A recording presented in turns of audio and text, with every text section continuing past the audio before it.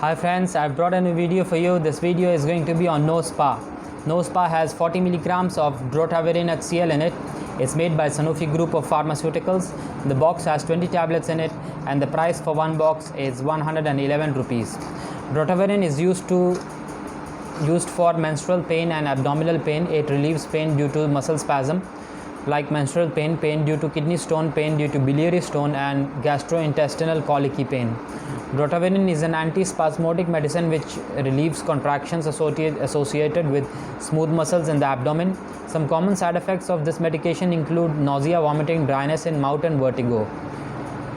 Drotaverine is used to treat spasm of smooth muscles in organs such as stomach and heart. Drotaverine is mainly used to relieve painful spasms associated with chronic gastroduodenitis, inflammation of the stomach and the duodenum of the small intestine, gastric and duodenal ulcers, irritable bowel syndrome, disorder of the intestines that leads to cramps in the abdomen, and many more conditions of the stomach and intestine that are associated with painful spasm. It may also be used to relieve pain during menstruation, which is dysmenorrhea.